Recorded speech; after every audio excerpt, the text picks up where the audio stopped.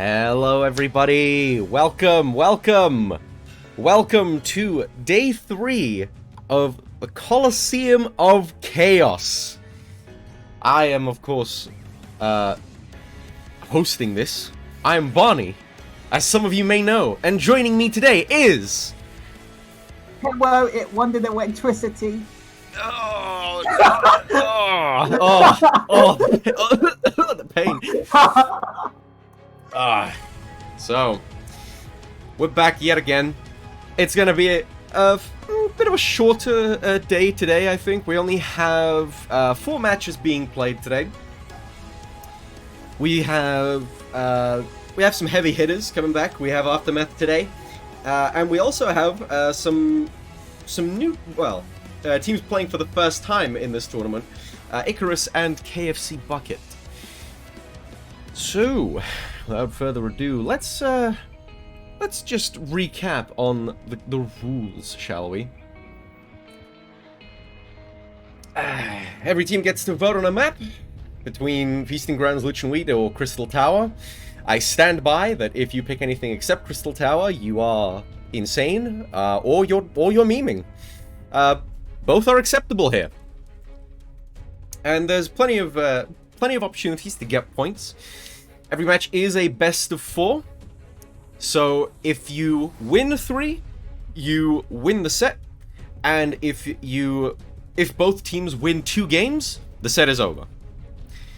This might seem strange, but this is done specifically so that it avoids some, weird situations later on in the bracket when teams have identical numbers of points, and then you have to decide who plays against who, and it's better this way. Trust us. And of course, there are in fact great rewards up for grabs. As you can see, 180 euros worth of Mog Station items, 70 million gil, a host of in-game items, and, of course, hand-drawn portraits of your characters. I mean, this alone is worth an incredible amount. You can see how it's going to be divvied up between 1st, 2nd, 3rd, and 4th. And this, I mean, really, big thank you to the community for helping us, for helping pull all of this together and resulting in, just an amazing reward pool. Let's, and as well, we can now show you the ladder qualification screen. So, if you please, here are the current standings for every team in both groups. As you can see, Aftermath just clean sweeping it. Currently undefeated, incredible team. We've seen what they can do, and they're definitely the ones to look out for. In Group B, Aftermath is currently first as well. The meme team parodying Aftermath's name, also incredibly good. We're not a meme. I meant the name more than anything. If anything, Aftermath are memeing us. Like, it's the parody that's parodying the art that parodied it. Damn, that's too many layers. I don't even know how to decipher that one. That's the idea. And you can see as well that there are a few teams near the bottom that have yet to play. Today, those will be Icarus and KFC Bucket. And in fact, KFC Bucket is going to be playing the first match today against Aftermath. Let's just remind ourselves of the team members. Here is Aftermath.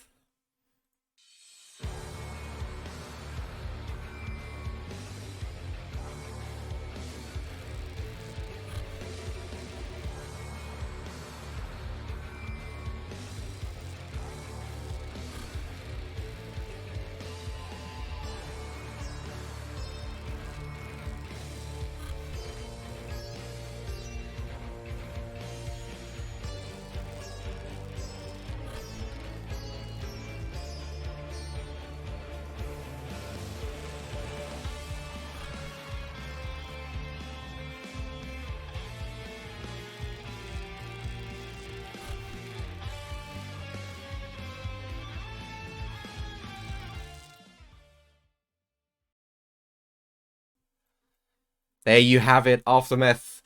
Some big names in there.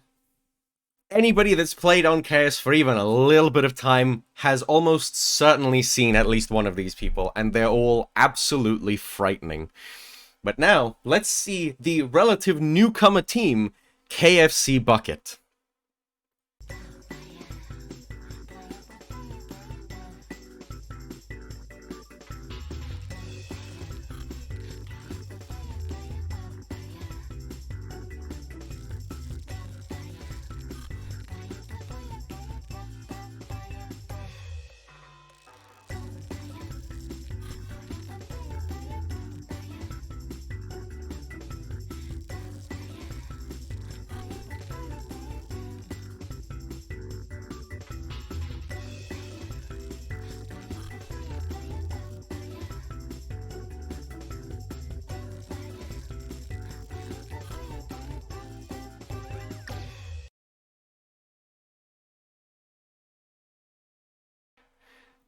There you have it.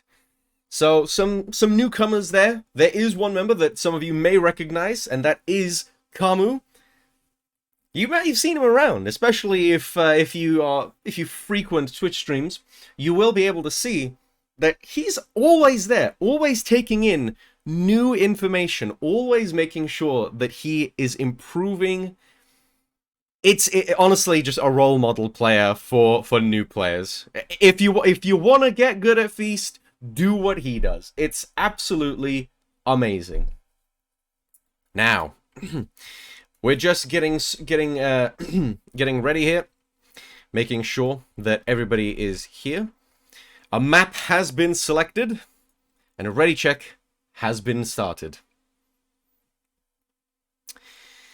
And once we're in, we'll be able to begin the first match of day 3.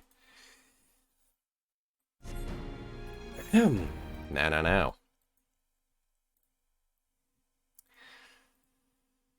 It has been Crystal Tower is the one that has been selected. And we're about to load in. I'm very excited for this. I'm a little bit, it's a bit interesting. It's going to be interesting to see how this goes, especially against a team like Aftermath. We will actually be getting to see the infamous Zach Homerus Machinist. Yo, there's an astrologer. There's Lorelei here to see this. Lolo, are you here? Have you seen this? There's an astrologer.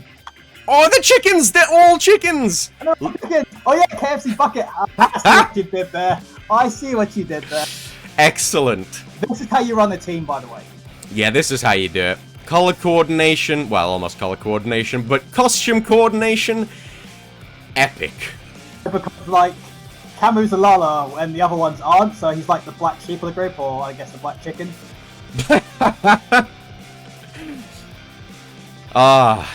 This is, I mean, already, excellent match. Anything after this doesn't matter. Just seeing this, excellent, brilliant. Oh, we also have Zach on one of his, I'd say, like original mains, which is Machinist. He used to play it. He played it pretty much, I think, a lot in Stormblood, if not most of Stormblood. Back when, you know, it wasn't shut down by a single tank. We're gonna see how it plays out here. Against the Monk Red Mage, it's gonna be pretty difficult. They do have a lot of upfront burst. Oh, immediately Yami running in, getting everybody with the Chaotic Cyclone. Oh, no! Absolutely demolished. Not like this. You can see as well the resistances on the Astrologian. He did get chain CC'd, and that resulted in a very, very quick first kill. And now they're looking to extend this lead as much as possible. The next burst is probably going to be covered by Reprisal, because that's all that's really left at the moment. We can Oh, see here comes the Riddle of Fire, and down goes Cammy. It's so much damage. You really, really can never underestimate just how much damage it is. And especially when you have a near permanent 20% damage boost coming in from the White Mage's Deer, from the Warrior's Inner Chaos. anything can happen, and you have to be prepared for it. So you really have to try to use arm's length. Riddler Fire dart with this, or is it Riddler Fire and Bolden? I guess so. I don't think it goes down to the wildfire. Because there's literally like nothing. There was literally nothing left defending except for maybe Adel. But even then, that would have been. How soon can you do that? How quickly can you realize what's happening and addle it in time? I think this could just be delaying the inevitable now. He's holding on for dear life, but it will fall. And so the first match comes to a close. 600. Yeah, two of them didn't even get to use potions. They died so quick.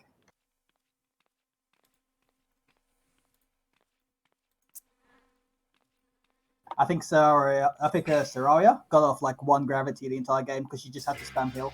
And gravity is incredibly powerful.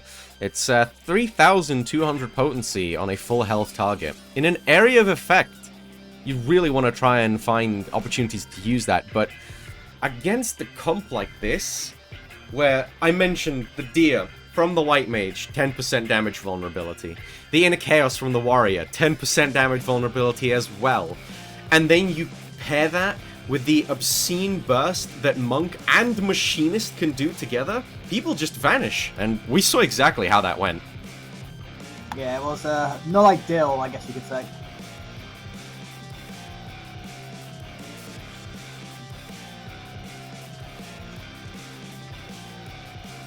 Let's see how things play out moving into the second round. Oh, was Spixer still in last game? I don't think he was. No, he wasn't. He just switched. And he's drawn a Lord card. Oh, this opener is going to be disgusting. Because Sonaria's drawn a crown and she chose not to flush it to try and get a Lord card. This is going to be... This is going to be a very interesting opener. We'll see how it plays out. The lady is there on the opposite side to try and negate it. Divinations from both people. They're just going straight for Sararia. No, not wasting any time at all. That's what that Lord card was for. Ooh. And put it on to Zac as well. Insane damage. And now, running for dear life. Hey, you've got to addle, little buddy! You've got to addle! Where are you going? Use your MP! The cure! No! Hey, no! Trying to get something back now. The feint was used onto Zac, and the response was a protect from Spix on the Astro. Now Riddle of Fire coming out, and ooh! Man, six-sided star really does hit different, doesn't it? So much damage coming out instantly, and what's the next card Spike's gonna draw? Is it gonna be another Lord card to finish off this match? Petition goes up, which I feel like it's just for show at this point because I don't think it'll get. Oh, there's divination and the fate on Dante. He's got protect up. Good home. He's holding his Baba Yummy. I definitely would like to see Dante go into blue drawn junction here for the 10% damage reduction, and you can't be standing there. Got the Lord card on Zac. Oh my god. Yi put in Riddle of Fire as well. Oh no. The Lord cards. So many of them. I swear Healer Guy literally just do nothing but Lord card all game. I want what he has. I want what he's having. Imagine if you could actually consistently get the card you want. Astra would be significantly more popular and better. 2-0 so far for the side of Aftermath. Potentially final round. Let's see if anybody switches anything up again. I think how this game is normally balanced, like they have a choice to either make it so you have like a big cooldown draw that allows the store to draw any card they want, or you can simply make B2 Pocket Bridge again and make neutral sec like a standard shield, so you don't even have to use it anymore like as a cooldown. But knowing SC, they would probably just end up doing both rather than picking one. Which is kind of like what they did with Black Mage. They could have made Thunder instant, or made Polyglot stacks 15 seconds. Either or, they chose to do both. Yeah, it's kind of disgusting how some jobs just kind of get everything going for them. Burst, pressure, sustain, everything that you want in one neat little package. It's a bit of a shame, actually. If Astro maybe had some additional tools, or maybe if Gravity even, dare I say, did more damage on the lower end, it might be more competitive. I think it would be way more interesting if it's a Smite type execute. I think that'd be kind of cool. But it would go against the theme of gravity in Final Fantasy games. The quest design. Trying to get a quick burst onto Yi, but it doesn't work. They're going straight onto Dante, wasting no time at all. Dies with Rampart up. Very, very unfortunate. Protect and Sleep were still available too, but I guess Terraria chose not to take the majority of that sleep. He did have Lady of Crowns in him though, so I think maybe she thought Lady of Crowns would be enough on its own, but people forget, like, you have to match how many cards up, and it was like Riddle of Fire and Fame and a Lord Charge. The Lady of Crowns won't cut it. I definitely want to see more Vacures out of Kane here. Constantly sitting on the 100 MP. Oh, they're wasting no time and they're going straight onto Terraria. Huge damage coming in from that Wildfire Burst. You gotta respect it. And now, it's simply an inevitability. Kamu. I believe you're the chosen one. You are the chosen one. Oh, there's the brother from Mateo, aka Yi. Oh no, he's gonna get yeeted. He's still alive. Just barely. Counts up, comes left, but there's no cooldowns left, and it's probably going to be another Wildfire scene, I think. Yep, there it is. Yeah, you hate to see it, and you hate to call it in advance. Such devastation. It was not their intention. Oh, no. And yeah, that's going to be the end of game 1, I believe. 3-0. There was potential, I think, but at the end of the day... Oof, it's so much damage.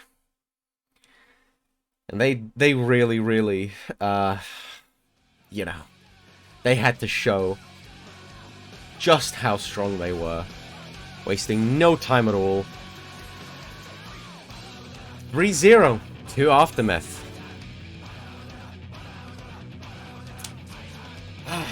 What do we say to that? Good games. The KFC bucket deserved more. KFC bucket did deserve more, but you know, speaking of KFC buckets, in this country for a while they were doing a 10-piece bucket for €10. I have no idea why they stopped doing it. They only offer the bonus one now, and it's actually really tilting. Oh, I could really go for some KFC, honestly. Well. Well, they do a 10-piece bonus bucket for a tenner. Oh, man. I don't know why they're so expensive. You go to like a chicken shop down the road and it's like £4 and you get like half a chicken. You go to KFC and it's like, what can I get for £4? You can get one drumstick that's been sitting in the hot tray for 5 hours. Right? What is up with that? Pizza too. Pizza's way too... Anyway, we're getting off track. No, it is on topic. Like, why does pizza cost £20 inside a chain, but it costs like a tenner anywhere that's actually Italian? Oh, speaking actual truth. Spitting facts on stream right here. Moving on to the next game. It will be KFC Bucket versus our very own, the lads. Or normally I would be playing alongside the lads, but, you know, I'm currently a bit preoccupied or something. It is what it is. But I have faith in my team nevertheless.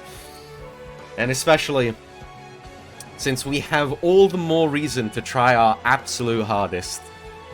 We are playing not just to win, but we're playing for Dane. Wishing you a speedy recovery, boy. He'll be back spamming his extraordinary, extravagant copy pastas in no time at all. I'm sure of it. I'll find one in a moment to put in chat.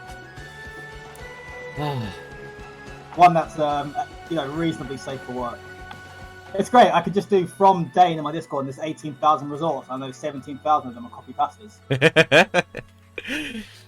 He truly is a master at what he does. Let's take a quick recap to see KFC Bucket.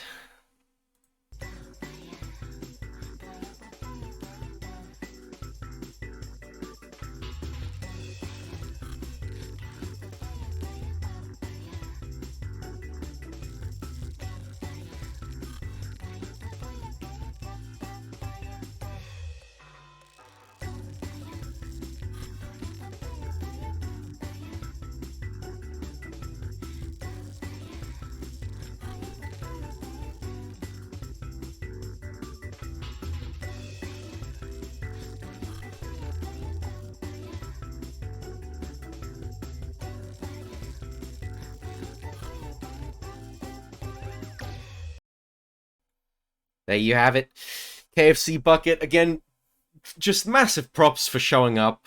Like, it takes so much. You have to be really, really brave to show up, come out, and go up against a team like that. So, mad respect to everybody who is participating. It really does mean a lot to everybody here behind the scenes. But let's take a quick look at a very unbiased presentation, I'm sure. But their opposing team, the lads.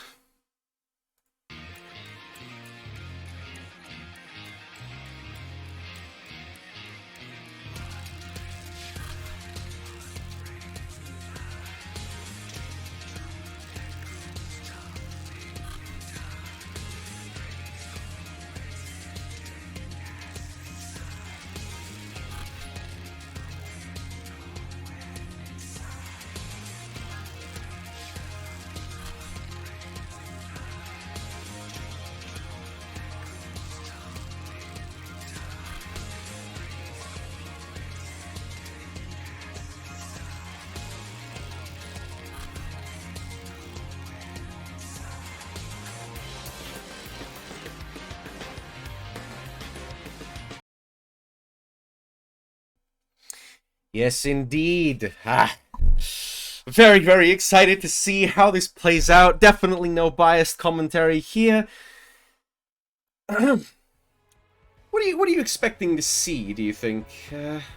How exactly do you think this might play out? Differently? Similar to last game? 3 deaths on the horizontal wall of death.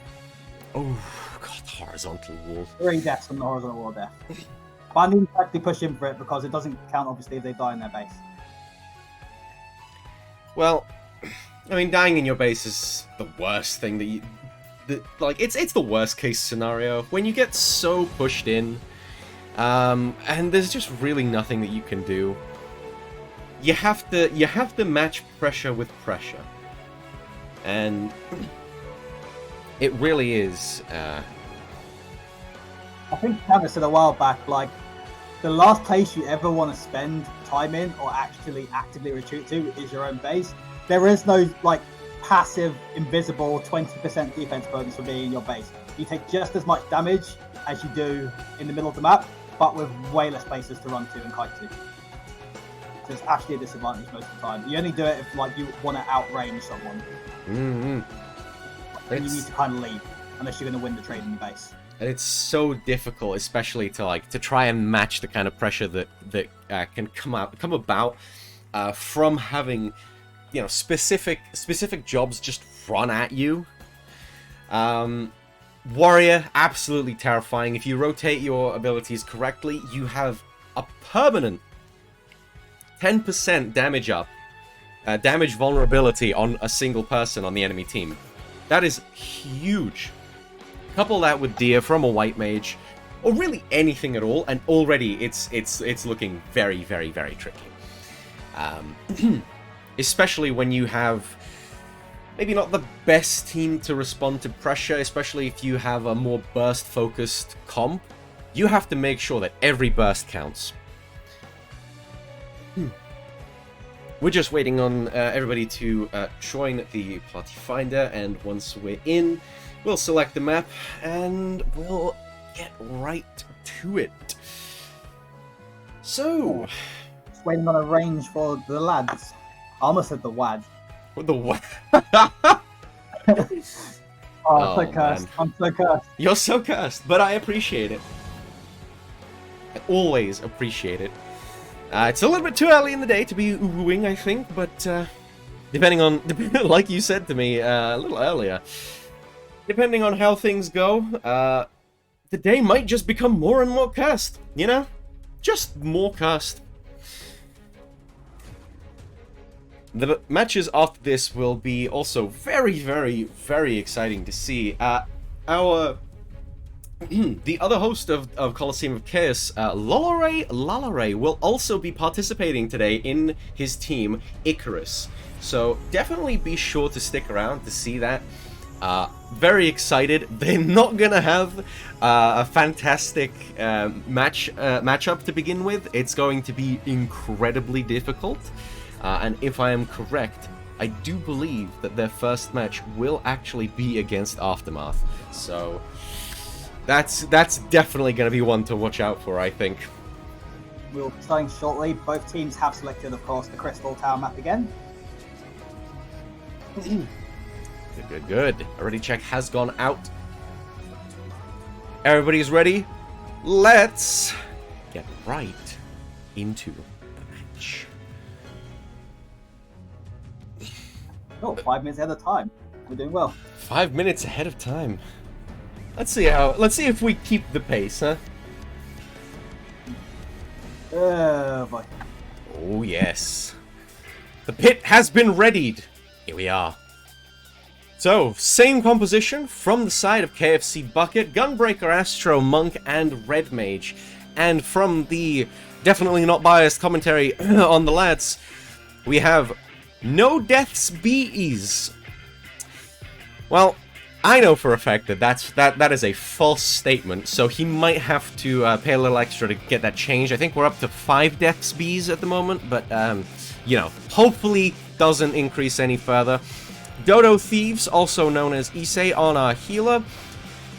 Heavy hitter Evray on the Dragoon, and Gela on the Bard. What do you think of these comps here?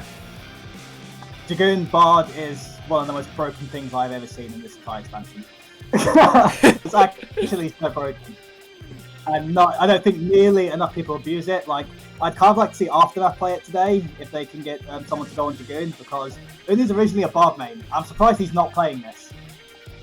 Like, why do you want to try hard with Dragoon Black Mage, bro? Just play Bard Dragoon and just hold W. For sure, and especially the insane burst and utility that can come from a Bard. They're wasting no time. Everybody's going right in with the Piercing Talons and the Stardiver onto Kane.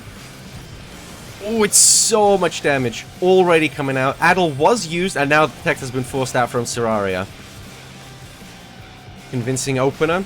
Yeah, there's a Brotherhood RFO plus. It's probably going to be a straight Fate doll opener next or something, unless Kane dies. And it's so much damage. You have to respect that the initial burst coming out from a Bard is not even as strong as it could be. Apex Arrow scales up to be one of the absolute strongest single-hit GCDs in all of Feast, and you have to respect it.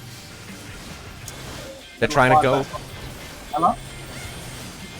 They actually committed quite a lot of defenses, but they got both Protect and Min out there, but it doesn't matter because Camu dies anyway since there's no other externals up except Adel. They're not wasting any time, going straight back in onto Serraria. Ooh, the stun! Ooh. Now, only one target remaining if they want a clean 600 onto Dante with no healer. It's only a matter of time, especially if you don't press your additionals, buddy. Having to use both Rampart and Reprisal on top of each other to buy himself some time. He does stay alive for now. And Protect is still available for Serraria, so let's see if the pressure continues. Yeah, Lord card up for Serraria, but she's not going to get to use it in time as Dante does go down. I think he spammed all 3 of his potions, and he used Reprisal and Repart together, so he had nothing left. It's very, very unlucky when situations like that arise. And you can see as well... Yeah, the healing. It's unfortunate. You really don't want to be seeing such low numbers, especially since around 3,000 is the strength of a single pot at max health. So only a single pot used is really not what you want to see. But I do have to say, actually unbiased, there have been some really, really good CC chains from the lads. It's something that they've been practicing, that they have gotten very, very good at, and it shows, especially when you go up against, when you start to burst the healer. They see the Purify, they call it out, they say they have no Purify. This is the time to go on them, and they make sure that they, use that window as much as they possibly can.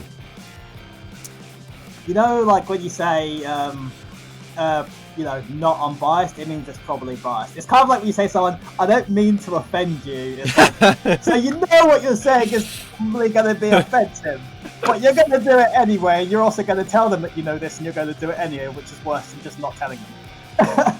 And then just play dumb afterwards. I'm not trying to be mean. The grammar is but I love it. I love it. Even still, I would like to see some more kiting options from KFC Bucket. Maybe trying to utilize the corridor a little bit more. So far, they've been dying in very similar locations, kind of just around the stairs area, which is not where you want to be. But the horizontal wall of death. Especially here, like, you want to build a lead. Wasting no time. Straight in. No pots, no additionals. Very unfortunate. Oh no, the horizontal wall of death! No! Come on, no! Don't mind me, the little buddy! Okay, there's protect up on him as well, so he should be okay, and I think there's a select the opposition he's there as well. I'm not really a big fan of this jumping around. If people are going onto you, you want to attack them back. You don't want to just let them go on you for free. And especially because when you do attack, you make it so telegraphed, and it was that was a dart burst, dart feint, riddle of fire onto Gala, and she took basically no damage. Yeah, I think it was also called for protect and min as well, though. Got riddle of fire up now, probably important to keep them separate. But Solaria does go down here, so it's time to play a little bit defensive so she gets up. They're keeping the pressure up, not wasting any time at all. Camus is almost certainly going to go down here. Ooh, it's so much damage coming out. And now, once again, Dante, the only one remaining. He is in Blue Drawn Junction this time, and he does pop Rampart. But I'm not sure where he's running to. Dante, where are you going? Dante, stop! Stay where you are! Oh, no. So Kane goes down here. He does that. He did use the arrow a little bit to try and save Dante, but he goes down without managing to use that mana ward. And it goes to show that they are actually, like, you might look at the MP value of Dodo Thieves here and think that, you know, they are having to heal a fair amount, but you must remember that Dia costs 1k MP. I'm really not convinced that there's much actual Cure 2 going out at all here. They're trying to go onto Dodo Thieves as well here. Protect, the sleep was used on Solaria, trying to use it offensively, get some more damage out. They only need to kill one more person. Onto Camus. Ooh, the Stardiver as well coming out. Camus does have a Lord. If he can survive, maybe this will be a big turnaround. Yeah, I think he was best off maybe trying to get an LB kill there whilst his uneventful's up, because now he's going to cast his triggered mitigation. And he's probably going to die during it. Is he going to survive? Silence. 100 HP. And he's down. He did survive longer than I expected to, especially after that very, very bold LB that he chose to do. But that was a slightly better showing, I think, that time. But you can see the difference in damage, especially from a Dragoon who knows how to hold his W key. It's obscene, and it really, really shows. You have to match pressure with pressure. And Camus is staying alive longer and longer each time, but I want to see more aggression out of him. I want to see him actually hit people. I want to see him roll his GCD and do as much return damage as possible, because it makes it so much harder to tell when you're actually going to go for a burst if you do that. Every's really feeling himself and is going to actually go onto the Monk now. In this season especially, after the Monk changes, after Dragoon lost a little bit of sustain, it's very, very feasible to have Monk play the same way as Dragoon. Just hold W. Just run at them and press your buttons, and you will inevitably kill somebody. I think Camu's been spooked here because he's gone Feather Ward against bees.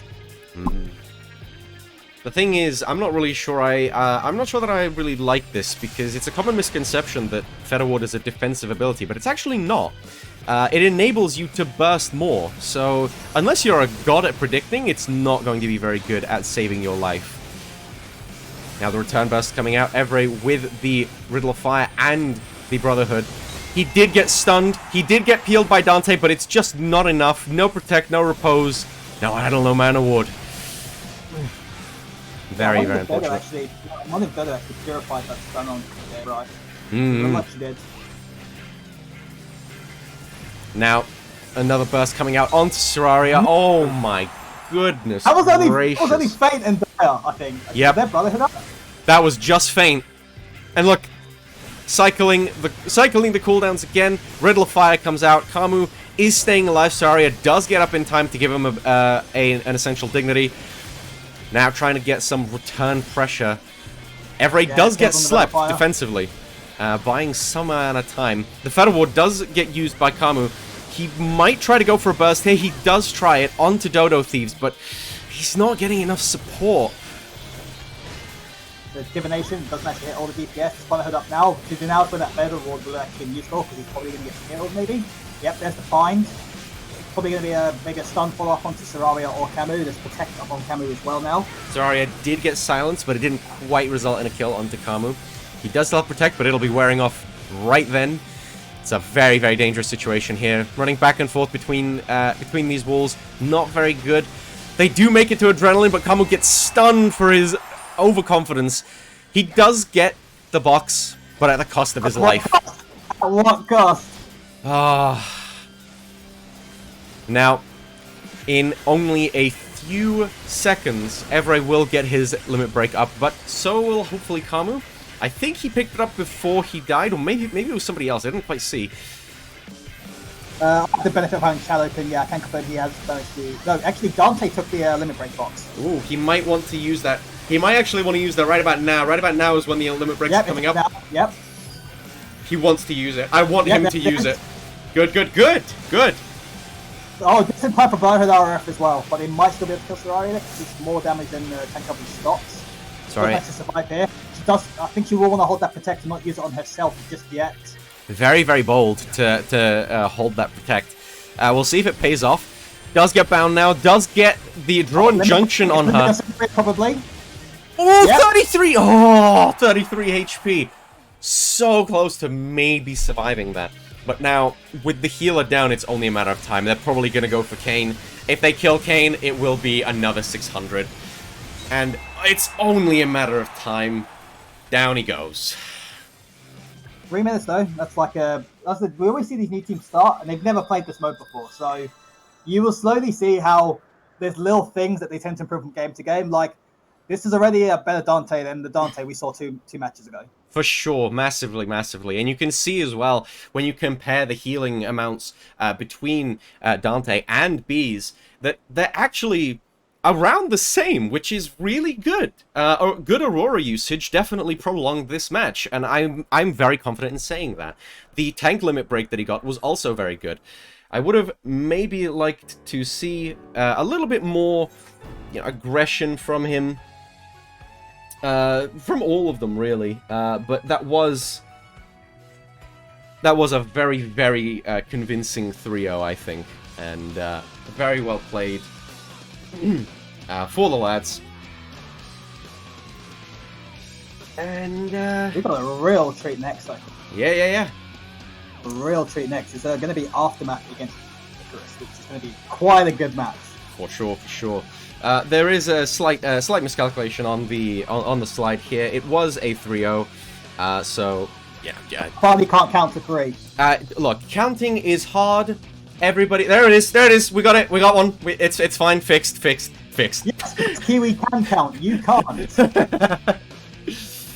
Never punished.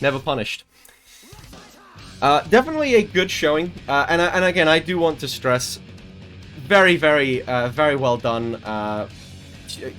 Big respect to KFC Bucket for showing up and for playing. And as we said, it's honestly like very noticeable just how much they improve over the course of even a single match, even a single round, more specifically.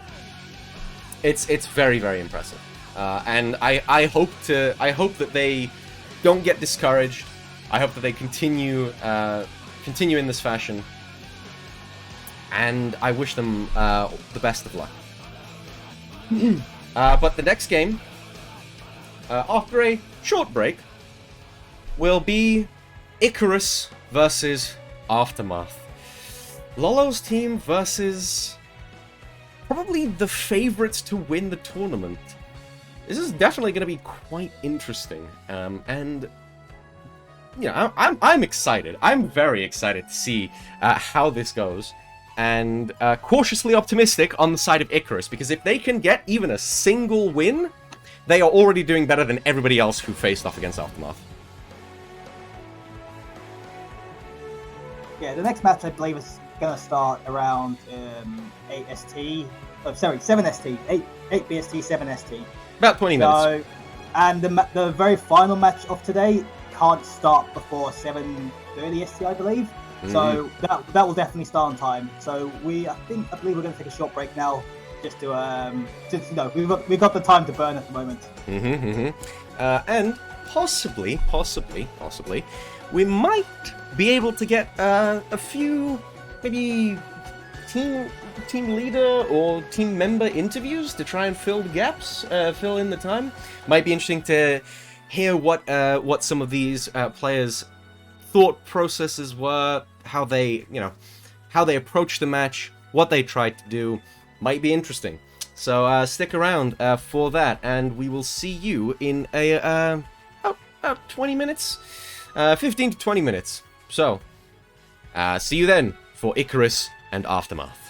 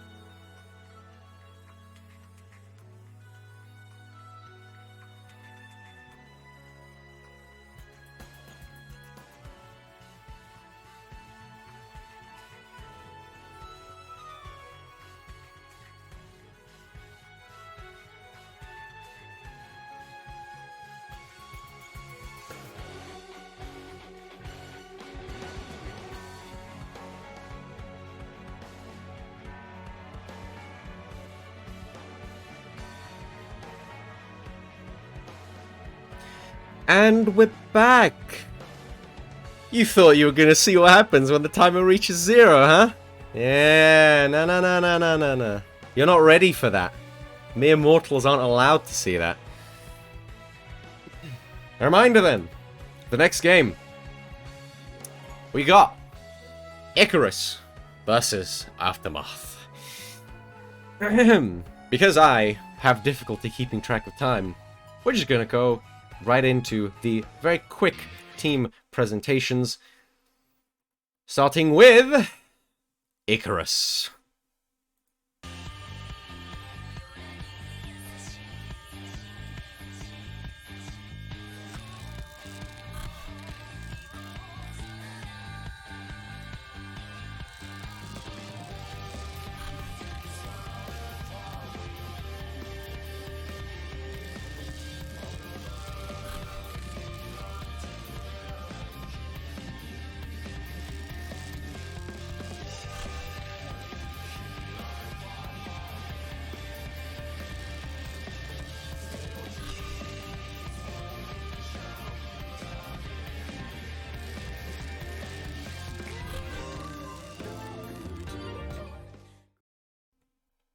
There you have it. Also some familiar names there. Pretty strong team, all things considered. And, of course, it has our very own Lalare in it. So, wishing him very good luck. And, of course, wishing good luck as well to their opponents, Aftermath.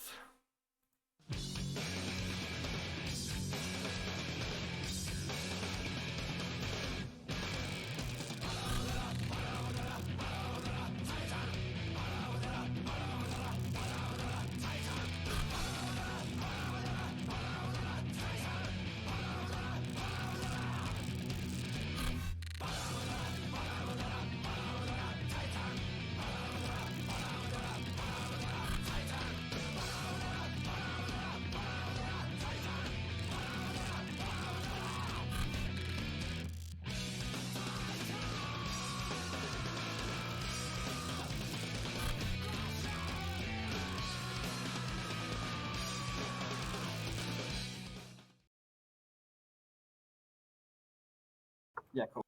There you have it. Yeah, cool. The Aftermath squad.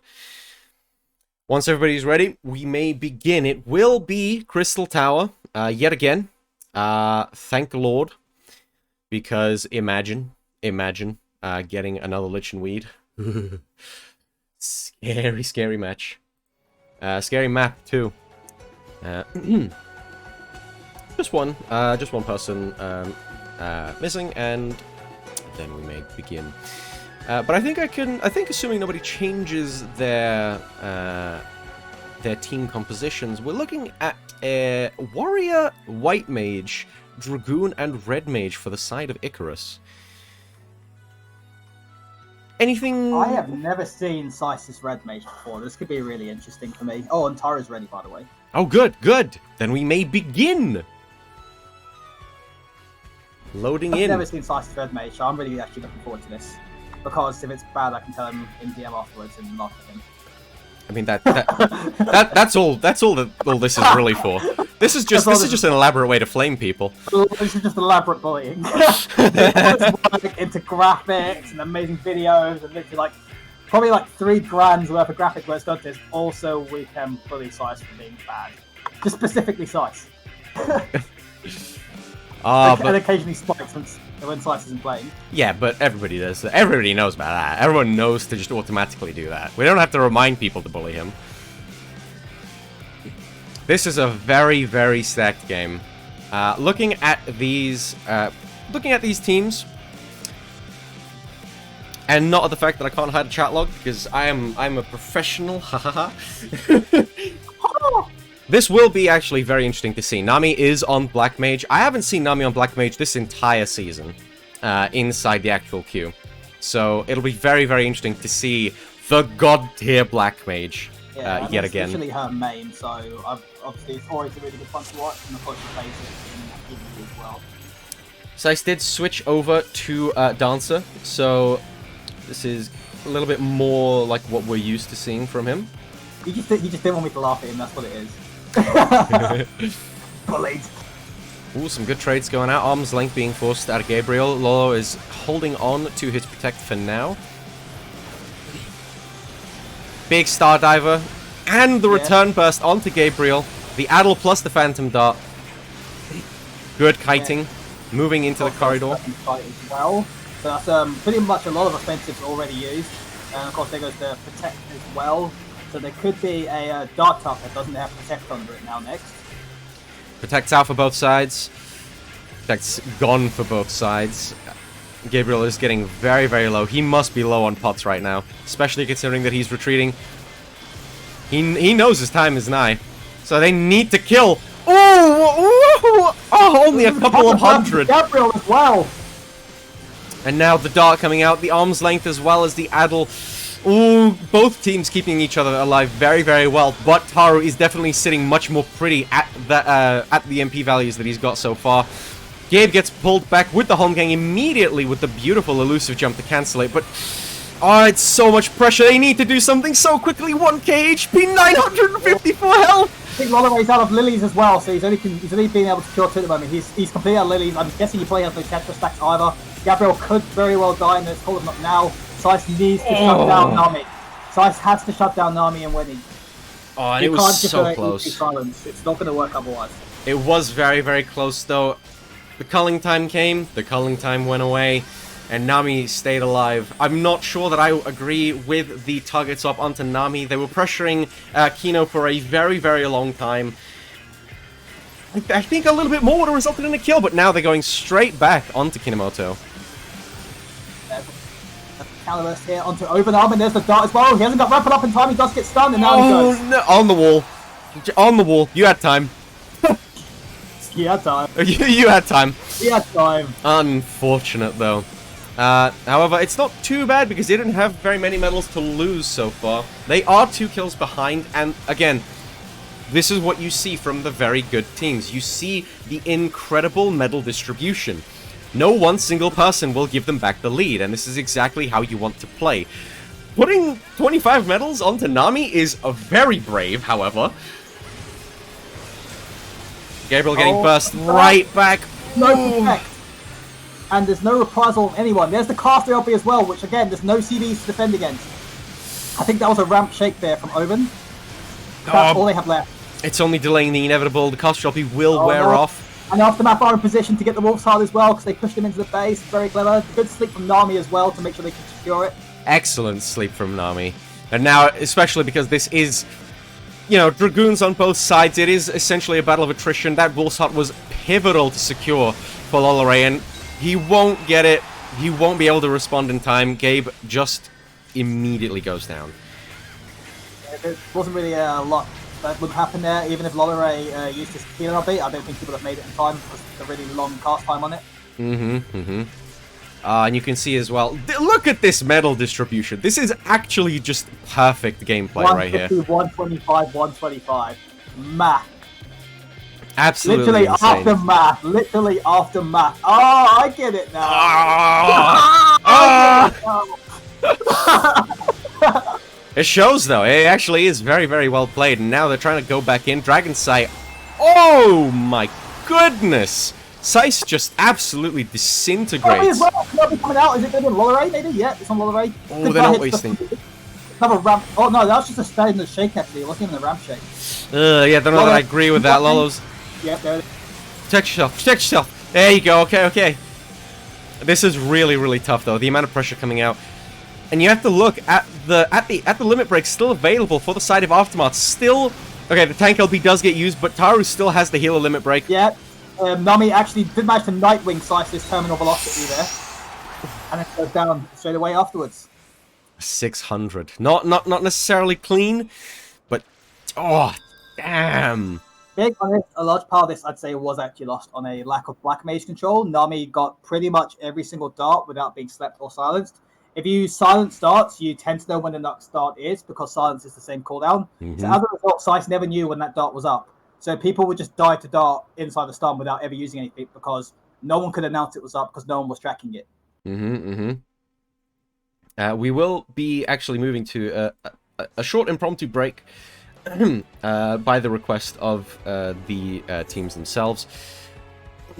But it does give us a little bit of time to discuss further what happened in that game, because this match actually did go quite long. We made it to the second adrenaline boxes that spawn at 1 minute 30, and it was very, very close up until then, for a time. But I do agree with you that the Black Mage control is absolutely something that you that needs to occur, because the amount of just free Fire 4s that occurred, you can't be letting that happen. You can't be letting that happen. If this was a full duration game, Nami would have been over 300k just because she had so much freedom. Like, she wasn't really pressured at all. I mean, Dragoon Dancer is just insane pressure, and Fizz range in general can make casters' lives absolutely miserable. None of this was really done. So as a result, Nami was able to just get a really safe port spot for A4 manipulation and just sit there and hit Fire 4 over and over again. Like, she was literally PvEing because there was just no one really controlling her, and if you don't control the Black Mage, you will lose. 100%. Especially if you have Fizz. And it's so... It's just... It's not even just about the Fire 4s, it's about the entirety of the Black Mage kit. You have to remember and keep in the back of your mind just how... Actually, you should really be keeping it in the forefront of your mind when playing against a Black Mage, especially one as good as Nami. You have the Nightwing, the area of effect sleep, on a 45-second cooldown, and it's not an additional, so you have to try and track that yourself. And if you get a good CC chain on the enemy healer, Nami's sleeps that game were immaculate. And we saw as well, for the Wolf's Heart, when the Wolf's Heart spawned, Nami slept, bam, instantly. 2-3 people on the enemy team, nothing they can do. Easy secure of the Wolf's Heart for their healer, and straight back to gaming. Yeah, Nami didn't use... And obviously one of the main abusable things on Black Mage is you can have your healer repose, and then after the resistance falls off, the Black Mage can repose before Purifies back up. Nami focused more on utility sleeps, if that makes sense. So she was more focused on like peeling or like good positional sleeps for like AoE and stuff, or getting like boxes, because she felt like she was getting more value out of doing so. Mm-hmm. And again, a large part because of how much freedom she had, she wasn't so reliant on having to kill stuff inside a sleep window. And especially because of the amount of additional pressure that can happen. Even if you try to position yourself in a way to line of sight the Black Mage, to prevent the Black Mage from getting free Fire 4 casts. The thing is, though, it's not just Fire 4 that's the really dangerous bit. People seem to forget a lot that just Thunder on its own is the same potency as Fire 4 over its duration. That's how strong that dot is. The damage over time effect is huge, and especially when you pair it with any additional damage ups. If you snapshot that, if somebody has Dia on them, or if you've just Phantom died them, maybe not that last one, but just as an example, it ends up ticking for a lot of damage, and it costs nothing. It's instant cast. Black Mage has a lot of tools, and you have to keep track of them. To break is over, so we can go back into the second game of this series. So far, so good. Second game, second map. I can't even speak. There's so many options, seriously. Going straight back into it. Currently, it is 1-0 to Aftermath, and let's see if Icarus can maybe find their footing. It wasn't too bad. The game did get away from them in the second half, but it was actually pretty good for the first half of the match. So, you know, good luck to them. Hopefully, they'll be able to make a nice comeback here. Loaded back in. We see Lolo has actually switched over, and now you also see that Lolo has switched over to Astro. Astro is actually really good against Black Mage because it can. I don't know what to do. Like, it can deny thunderclouds because of the shields. So it's actually really good against it with the Celestial Opposition in neutral sect. But not sure about the recruit pick on Bard so much. You generally hold W with this comp. You're not really playing for extra cities to survive.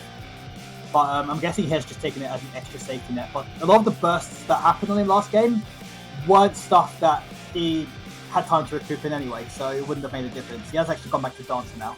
And especially because Recoup is mostly taken as a safety pick against Warrior, because Recuperate does remove the Holmgang effect, but I don't know about you, but I don't think Holmgang was used a single time on Precise. It was mostly everybody else, probably because when he knows that he has Recoup.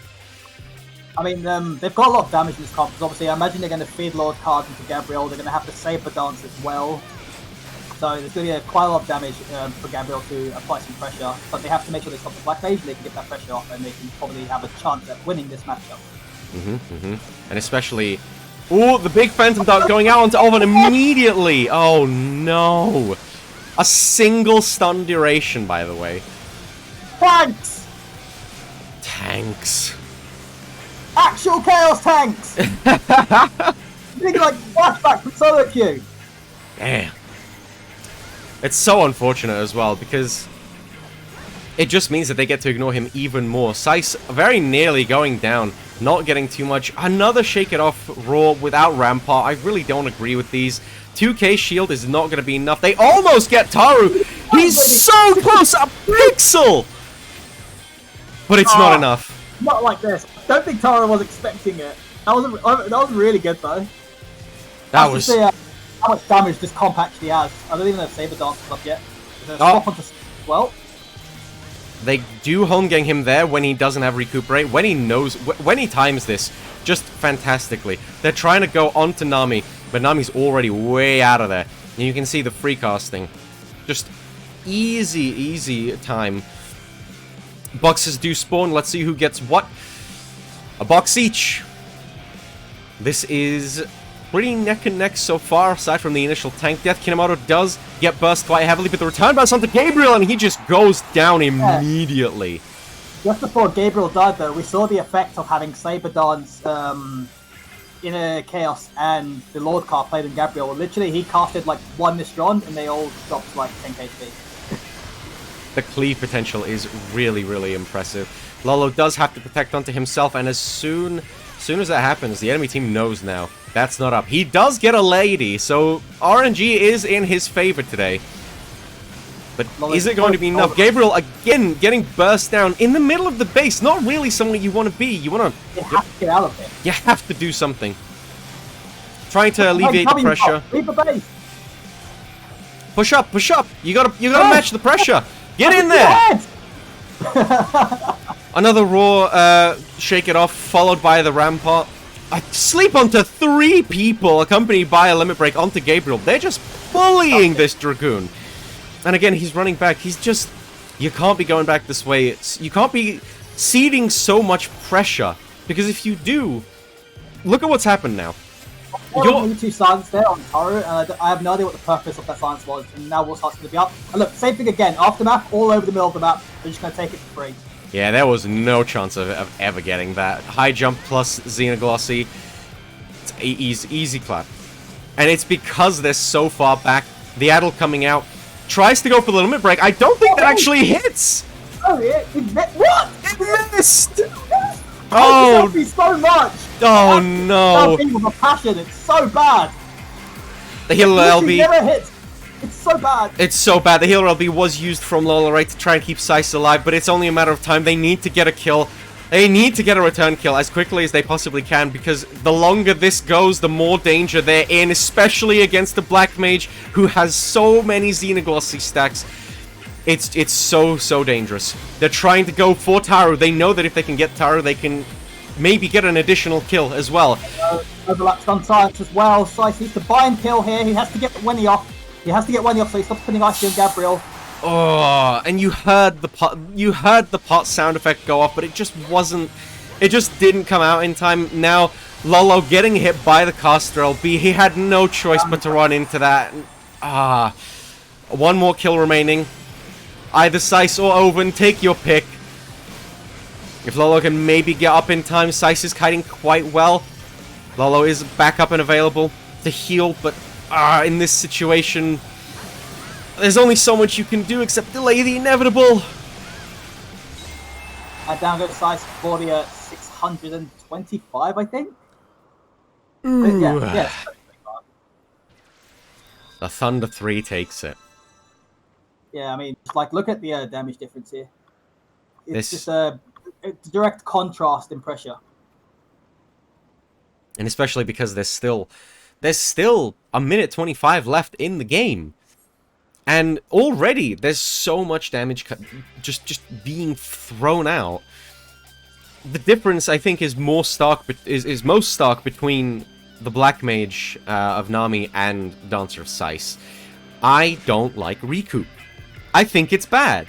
I think, especially earlier in the last match, when they almost killed Taru, when Taru survived on 65 health, by the way, if Seiss had Concentrate, that would have been a kill.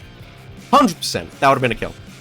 I've had this discussion a lot with Meryl and Inu, and both me and Inu are on the fence that Recoup is just always a better pick on Dancer over the Concentrate. Just because it makes you a more reliable medal carrier, so your tank can pretty much, like, your melee doesn't have to hit, or your tank can stay on 150, and also because it breaks home gang. Which, like, there are enough VODs of LP of where it's literally saved me. I think the argument is more skewed in favor of a Recuperate against an actual warrior, but so many times in that last match, Seiss had to use Recuperate to just survive, and when he capitalized on it and home-ganged him, every single time Recoup was down. I mean, it's good in general because the melee tanks are Warrior and Gunbreaker, and both of them have some kind of CC that Recuperate breaks, whereas Conk is worth like 900 potency every 15 seconds. There's a lot of damage coming out, the neutral sector being forced, Divination coming out as well as the Celestial Opposition. I didn't see if when he used Shake It Off, but if he didn't, then that could have been quite good for them. Nami getting very, very low, just about 2k health. They're trying to actually get a really early kill onto Lolo. Yeah, I'm guessing they just want to put the nail in the coffin here. It's pretty high. Protect has just worn off for Nami. They're going to go in. I can feel the aggression has increased significantly for the side of Icarus. Because look, now, for the first time in this set, it is Aftermath who is inside their base. But now, abusing the offensive positioning of Ovan, he does manage to buy himself some amount of time. He's trying his best to stay alive. He will stay alive this time. Good lad. Rampart and Reprisal both on cooldown. You love to see it. Yeah, you love to see it. Could see a Dark Burst any moment now, I think. It should be coming up in about 5 seconds or so, and it's going to be big. Protect is about to wear off, or on the side of Icarus, and they're waiting for this moment. They're waiting. I wonder if they're going to wait for Divination to fall off as well. No, yeah, they got it. Perfect timing. Perfect. There's a sleep onto Lolo. It's a 4-1 because Lolo, I believe, may have Purified Nightwing. There's Adel as well, and yep, Adel on Gabriel. They still got the stun on him, so I think they're just going to time down. There's a Holm Gang as well from Wenny. Keep him in place.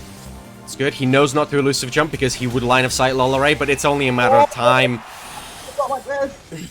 There's so much pressure coming out. That dart, by the way, was literally frame perfect to when culling started. They're not wasting any time. Another dart onto Lolo. He does protect himself, but it's too late. Too little, too late. He does end up going down. Now, 2 more targets remaining. Seiss does still have Recoup. He's trying to hold on to it. He uses it there. And so much pressure. Volks, I believe, just been used as well. There's another shake off without Rampart. The melee LB as well, that's gone on Kinomoto, who's currently in Home Gang. He's stunned as well, but he should survive with protected blood bar. Probably going to try and counter again onto Seiss and try and get a kill here. There's going to be a Wolf's Heart as well in 20 seconds, and there's of course an unmitigated dart. Oh, there was Reprisal actually on Nami. But it is still quite difficult. They might be in the corridor. Oh, this could be quite good. The ranged LB does hit Nami. They're going for it. Ooh, dropping down just under 2k. Oh, we've got a mana as well, and the Wolf's Heart's about to spawn. They can kill Nami here and get the box back. Press W! Press W harder! WWW! Or if you're French, ZZZZ! ZZZZ. Taru does, unfortunately, which is a shame, because they have a dancer who can just sort of instantly box down. He can recruit the time as well. Oh, the Recoup was there. The healer LB was there. It's so unlucky. They were so close to killing Nami, but it just wasn't close enough. And now, very, very big danger territory. Both Kinomoto and Nami with their LB available. They're probably just waiting for an opportunity. They could kill Oven to secure this, but The safer option would be to just kill Gabriel and Seiss once each to secure the victory if they would choose to go that path. Good Star Diver hitting multiple people, but they are going to go straight for Owen. He almost gets there. The home gang is great! He got it! Massive! Massive. Like, if he went down there, is it actually over? Yeah, it is. That would have been so bad, but they're still going on him. When the tech falls off, your ass is grass. There's going to be a rampart. He's probably going to rampart immediately if it falls off, I don't know. He needs to be careful here. Try to get for Gabriel. Ooh! Out. Oh, it's onto Gabriel. It's always just not enough. Go for tech top for this cast for LB. Rampart is used for Oben. Is he going to shake off a bit? Ooh. No. Down goes Lolaray. I think Gabriel's actually going to be maybe their follow-up target. Yep, seems likely. He does get homed. He's buying himself a lot of time with that bloodbath, but it's worn off now. Yep, he's going to make it, I believe. Oh, there's going to be a bit of a mountain to climb here, but Lolaray, of course, has got a nice mana reset. But they need a lot of things to go right. Indeed, and it's so difficult. Lolo being caught out like that has made it so that any one person, aside from Lolo himself, is an easy target to 600 here.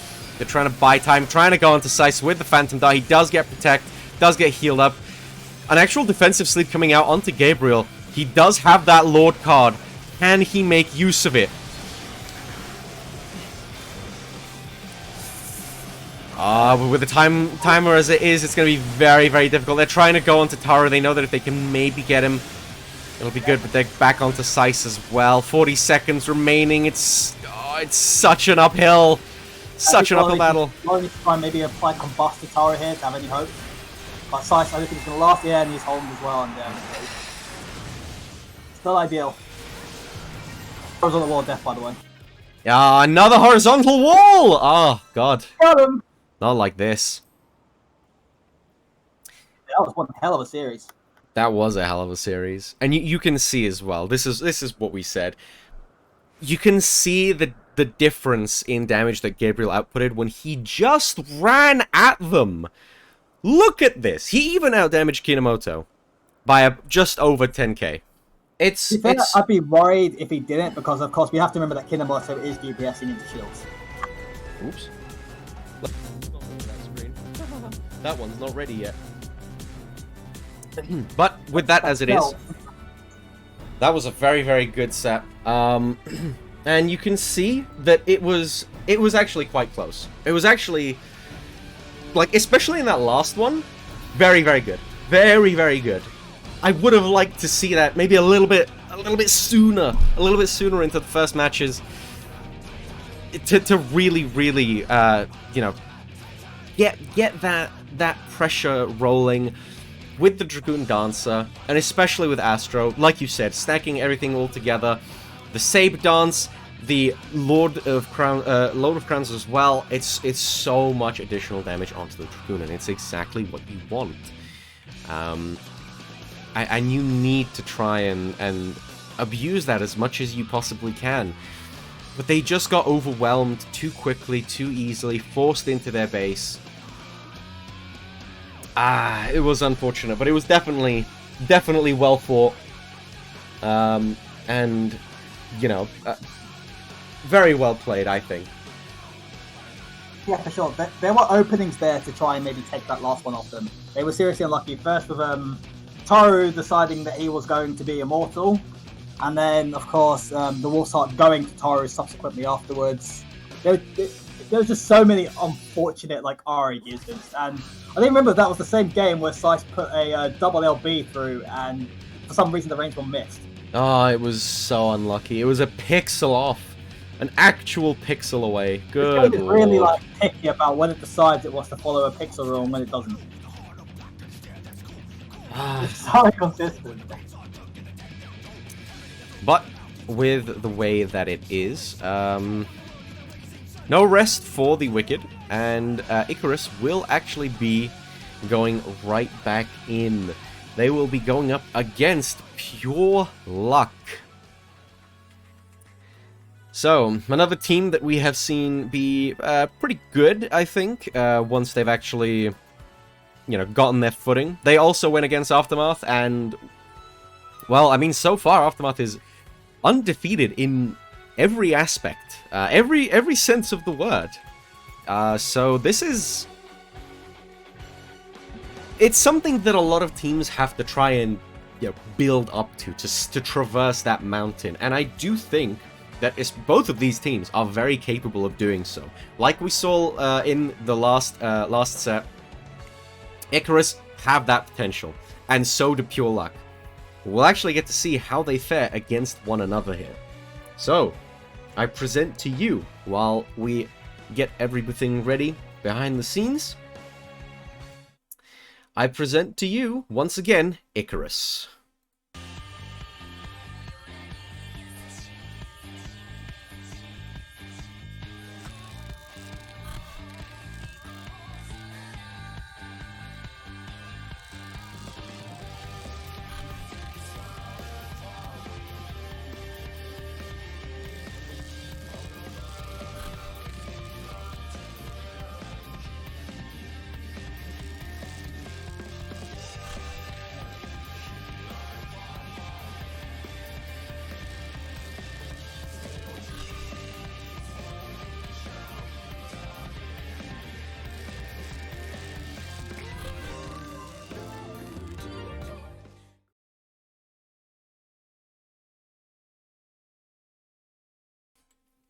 There you have it, Icarus once again, no rest for the wicked, as we have said, straight back in.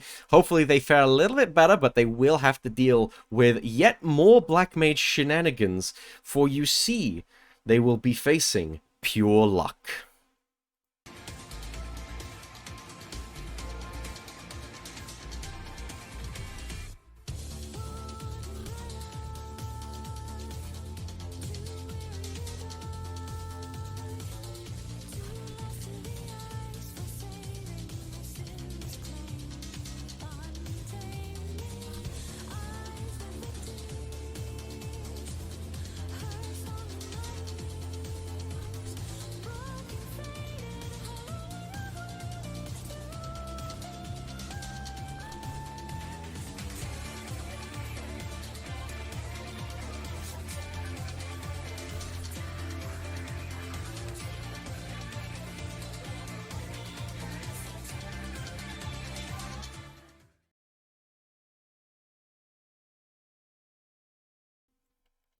There you have it.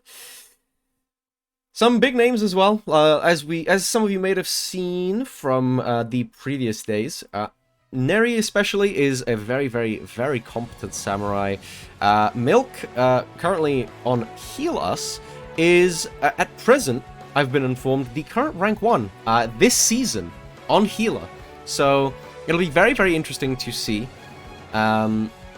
just how this plays out. Meryl will also be showing us once again the Black Mage, and Seymour's been on Warrior this past little while, so I think that is quite interesting to see, especially for a lot of people who maybe don't remember the days of Seymour Warrior, Seymour tank play, and might only know him from from his Black Mage, which is understandable, to be honest, but he is pretty good at it. So, we'll end up seeing how that goes. Once everybody's ready, we'll be able to load right in. It seems everyone is, and we will be, yet again, heading towards the Crystal Tower training grounds. Ding! Ding!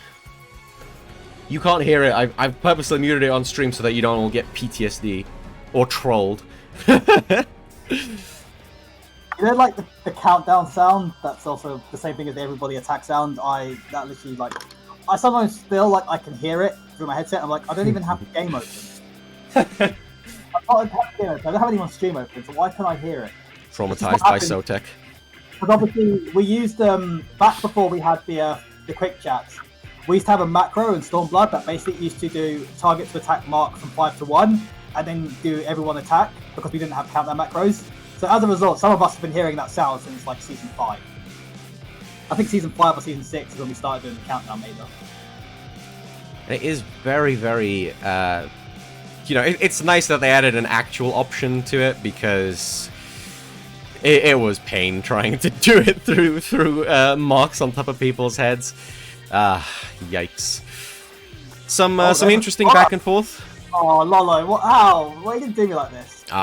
Lolo's gone back to White Mage. It is unfortunate, but I do think that he understands that White Mage is just kind of stronger right now. Big betway. Big betway. Getting right in. Chaotic Cyclone only hitting Gabe instead of, probably trying to go for some more there. The Phantom Dart comes out. He did get stunned. Holding off on his defensives for now. He does use Arm's Length finally there. A little bit late, in my opinion. Trying to get some good pressure onto Meryl. The positioning is very aggressive. Milk is slept, but chooses to kind of wait it out there. Really good at pre-protect as well on Meryl, just so you can stay in and just cast while you hit her. Like, because she's fine to just eat damage there protecting her. She'll be absolutely fine. She'll put out more pressure than she'll take. And down goes Seymour and Warrior actually. Seymour? Seymour? I blinked. Huh. Well. Regatta. Well, this is a good start for Icarus, especially because they can now choose to ignore the tank almost entirely. 50 medals ahead, trying to buy themselves some time. They are not happy about this. Pure Luck is not happy at all, and trying to get a return kill onto Oven. In a release, so Felcleave go burr. It's very, very good pressure, and it helps to reduce the cooldown of Inner Chaos, allowing them to get even more uptime on that all-important damage up. Now, the tech has been used alongside Wings. I'm okay with this, because both of us view Temperance as more of an offensive cooldown, so... And besides, if it's necessary to keep somebody alive, then it's all good. Ovan getting burst very heavily. Ovan. Not again! Not again! He does preemptively use the home game to try and stay alive, and he's buying himself some time with the Chaotic Cyclone. Oh, he used Infuriate, but he let it drop off! Feels bad, man! Oh no! Quick, Ovan, pretend you're from Light, not Chaos. So you won't die, but you'll only do 100k. But now, even if they do kill Oven, you might notice that he doesn't have any medals to his name. So this is actually going to, even if they do kill Oven, it'll go back to being neutral. But now, calling time starts. The immediate dart! Ooh! Yep, 10%, that'll do. Very, very well played there. They knew immediately that was going to happen, and it was timed so perfectly, and they now have a 12 medal lead because they went on to the person with more medals. Oh, a big LB coming out, double LB trying to go back onto Seymour. He's Now he goes again! Ooh. Oh no, he's okay. I guess he's going to be today's medal pinata. Does somebody want to get the medals? Get the medals! Get the medals. What are you doing? I don't think we'd be having to ping this as spectators, guys. Come on. Come on. There got Seymour, holy shit. Very, very unfortunate there. Milk did get, very good CC on him. He does get the Wolf's Heart as recompense. They're going to need this. He's full MP. He's going to want to spam that D out as much as possible. Gabe does use Arm's Length, but it's so close to being too late. I think they'll be used as well from Oven. Kind of an overlap in the defensive usage there. Adel coming out. Adel finally gone from Gabriel. They're going to try and do as much damage onto Meryl as possible and extend this lead. Very tight. I believe they can kill anyone except for Seymour. And they can still, obviously, be over 500 medals. Or very close to it. Let's see. Pure Luck needs to basically kill any of them to take the lead. Gab. Stop running back. Be confident. Going on the stairs. Go on. Go in. Oh, get in there, lad.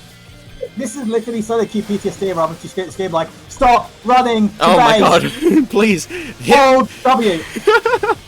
C because they're W. W. Guys. W. I don't know. It's like W where S is on like a French keyboard. So he's holding S when I'm saying hold W. Oh, by the way,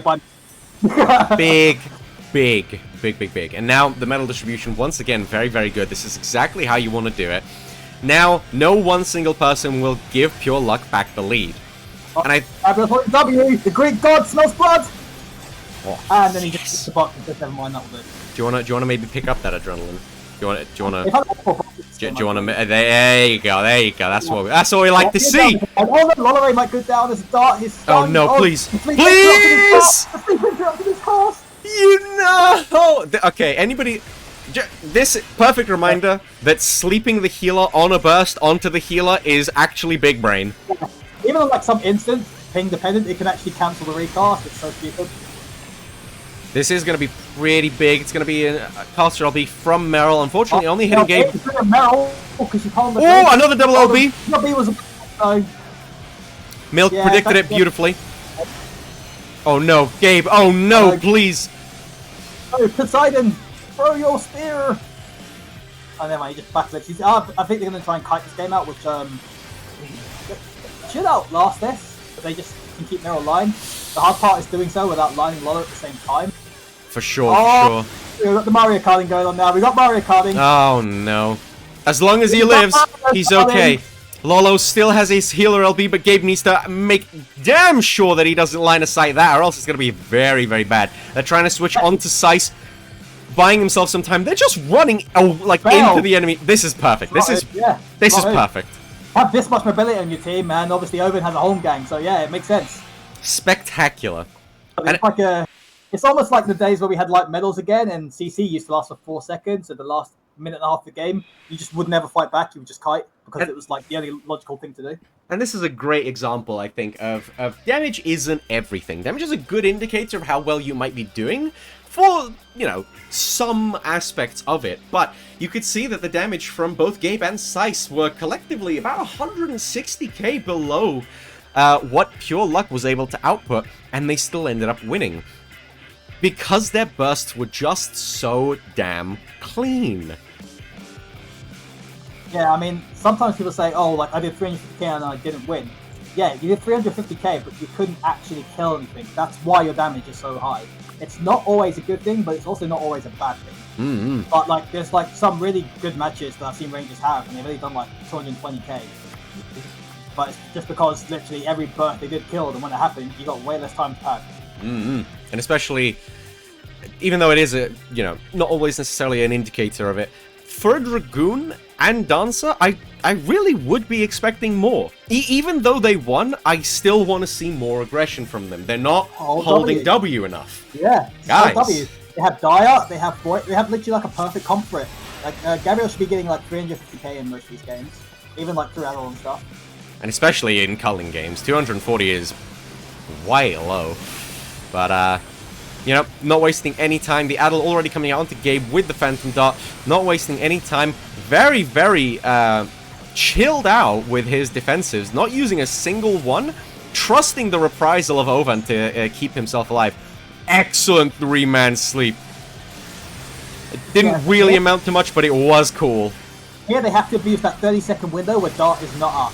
And someone needs to track Dart so they know when it's back up. Line the next one. Go through it. Hold W again. And that's it. That's all they got to do. They're also trying to abuse the fact that Seymour loves to do his ramp shake-it-offs, so he doesn't have that for himself. Let's hope that he doesn't die again this match.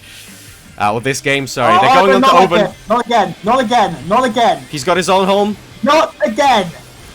Buying himself some time. Very well played. He does actually end up using Reprisal there, keeping himself alive with the Nascent. The 10% damage mitigation buff that they gave to it, definitely coming in useful here. Not again.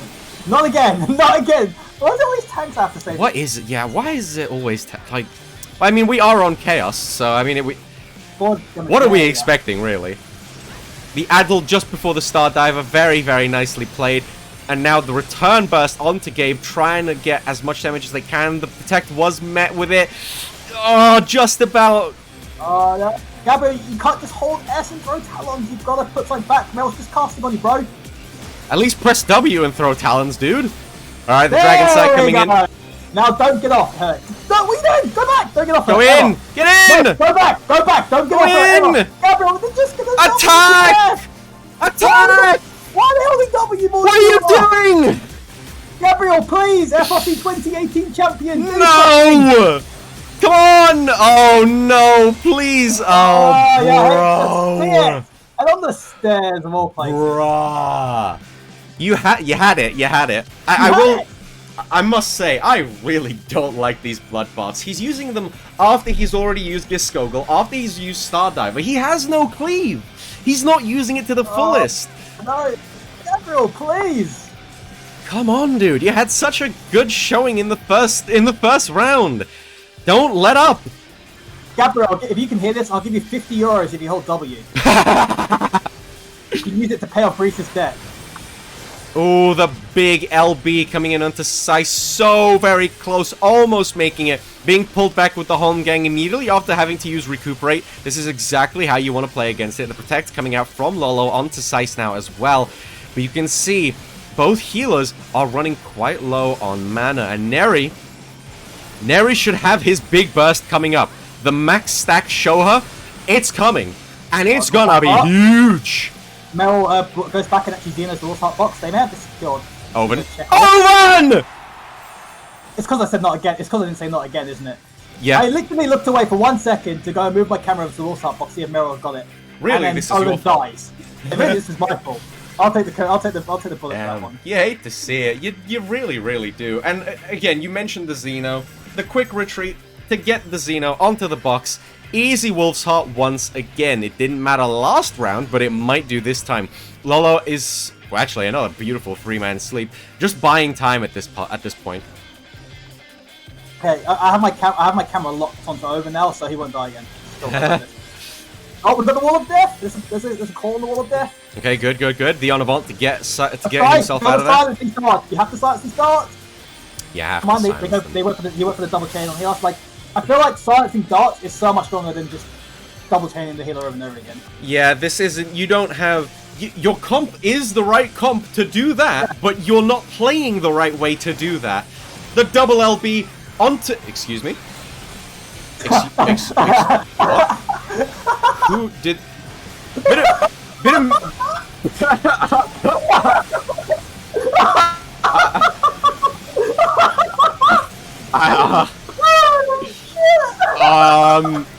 Kiwi, can we have a technical difficulty screen for what just happened? Because that was. We'll be back on air shortly. Oh my god, what was that, bro? Bro, you had the okay for people who.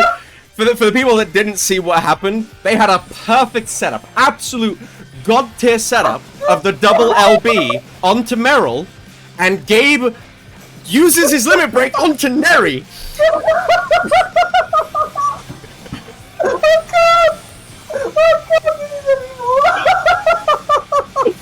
It's over. It's over. Show's over. Go home, guys. We peaked. We peaked.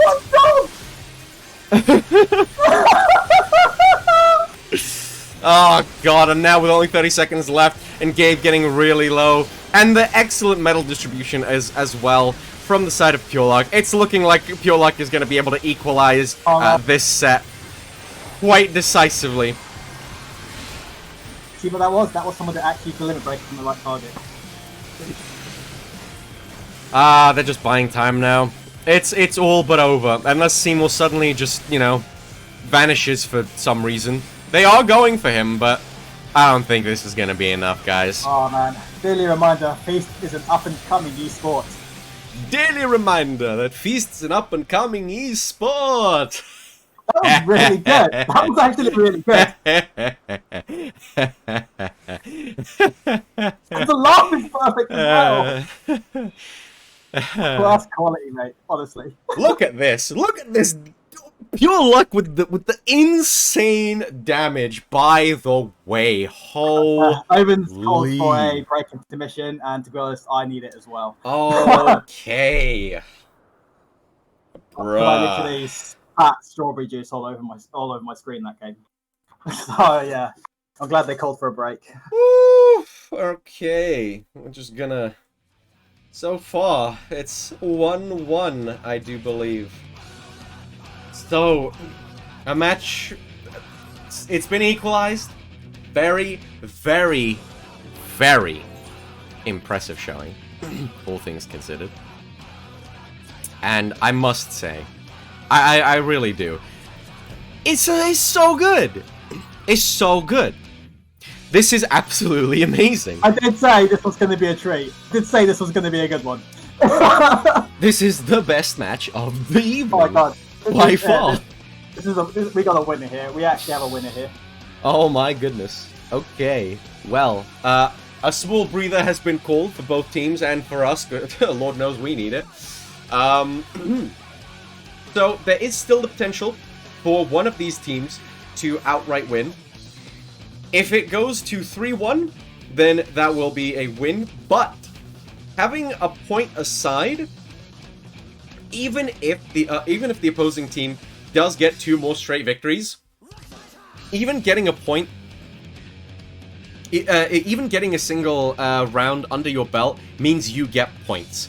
And points are incredibly, incredibly important and incredibly scarce right now in some of these brackets, especially in the bracket against Aftermath, where they are completely undefeated.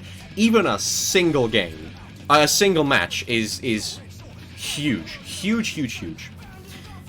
That damage chart was absolutely insane, absolutely ridiculous. Just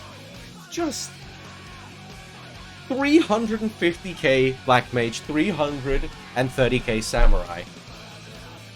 Absolutely insane. And I would like to see more aggression. I still want to see more aggression from Seiss and Gabe. I want them to go in. They need to go in. Yeah, or they may as well just play Green Summoner, because Seiss is able to play a little bit of Summoner. They may as well just play that. If this is how they're going to play it, they're better off just having a Summoner. For sure. The pressure isn't there, and they need it to be. I feel like the circumstances in the first match were such that they kind of stole it a little bit. Because of the way that they're playing, you wouldn't expect them to have gotten the kills that they did. And I want them to really hone in on what made that a successful match. Maybe, honestly, yeah, maybe Summoner is a good call. Getting a dart of their own might be enough, especially because it's a double-edged sword. Lolo switching from, Astro to White Mage. You lose the Lord, so you lose the ability to give somebody a 20% damage up. But you give everybody a 10% damage up, in essence, by using Dia on people. For the cost of 1000 MP. I mean, game 1 was more so because Seymour got 25 medals, and normally getting 75 medals off a tank before they've even picked isn't something you generally account for in most non-Chaos solo queue games. Solo queue. XD! So, that pretty much, I think, got them the first win of the zone, which is Seymour again, so maybe that's the answer. Maybe they should just farm Seymour. In any case, everybody is back once again. Breather has been had, and we're going right back in. Pure Luck versus Icarus. One match apiece. Let's see how this one goes. No sweeping changes anywhere. Everybody is still on the exact same jobs that they were. I do want to point out, Neri's bursts have been very, very good, for the most part. And it's incredibly good as well, because he does something that not a lot of Samurai players actually do, which is manually be able to follow the target with Soten. The ground-targeted Samurai Dash that people usually macro because it's very difficult to do that. Neri doesn't do that. He does have it macroed, but he likes to do it himself. I never knew that, to be honest. The big benefit to doing it this way is that Soten actually really hurts, by the way. It's 1600 potency, but only if you pass through someone. Yeah, I imagine what it is. He doesn't want to hard click it because obviously the way macros work in this game, they get chewed up, so they happen really late sometimes. So yeah, it's actually really good. And Neri makes sure to just, abuse that to the fullest. He follows so well, and especially, I know from personal experience playing Black Mage against him, ethereal manipulation means nothing to him. It means jack. I think they heard me because they went straight on to Seymour. But the return damage coming into Lolo getting so incredibly low. He's trying to keep himself alive, being very patient on the protect because he knows that they're trying to bait that out. Interesting set of first calls. Healer and healer on one side, tank on the other. That's a... Oh, and there's a hard swap onto Meryl, actually. Really Ooh, it good was hard swap. so close. A lot of hard swaps this game, actually. This match. Onto Sykes, Meryl, Seymour, Lolo. A lot of damage all over the place. Resources are going to be running thin, and they're going to try to keep going onto Meryl, I think.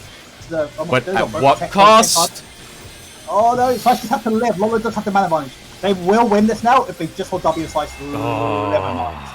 Never mind, Slice. Never mind. It's so unlucky too because he almost made it out, but I'm pretty sure that Xeno literally just came back up. Now trying to get onto Oven. Very, very preemptive horn gang from him. Coming out. There's no dancer steps open. So let's see what happens here. He's been Oven has been trained by pure luck to anticipate a 100-0 because that home gang was so early. Oh, Lolo! There's actually a mistake there. Sice thought he had taken the box, but he hadn't done more than half to it, and Meryl put a thunder cloud through it, so they don't even know where that second box is going to go to. Gabe does buy himself some time with the bloodbath, with his pots, but now he's almost certainly out of resources. He does get addled as well, so he can't go back. Why are you in your base? Why have you life surge? You're addled! They're trying to go back onto Seymour. Realistically, getting, either Seymour or Neri will be a very, very good thing for them, but they would still need 2 kills. The dart comes out onto Gabe. Nothing to really protect him here. What? Well, that's fine. Shadow into the box. Yeah, that was really, really big brain. But unfortunately, it's not quite enough. I couldn't keep up with fast enough. He's got the mana, so I think he was just just too far, I don't think he saw it coming. It was really clever though. That was actually pretty good. But they needed a fine shadow on its own to just take that last box as well. So. Two birds, one stone. There's going to be a box up in 10 seconds. I feel like Milk, aka Heal Lust, really needs this. Seymour, not again. Seymour. Oh, then go on that. Okay, good. Okay, there's a more top box now. Yeah, just yell Italian at him. I'm sure it'll help. Oh, Milk's got a thundercloud proc. He used it late on the box. Oh! Get it. Lolo gets it. This is huge. This could be what they need. It's on. There we go. Oh no! Ooh, so close. Perfect solid texture from Heal Lust there. Perfect. He is forced to use his healer limit break as well, though, so this is going to be pretty big pressure. Both DPS still have their limit breaks on the side of pure luck. This could be very, very dangerous. They need to be careful. They need to not lose sight of what's happening here. Oh, the big LB coming out.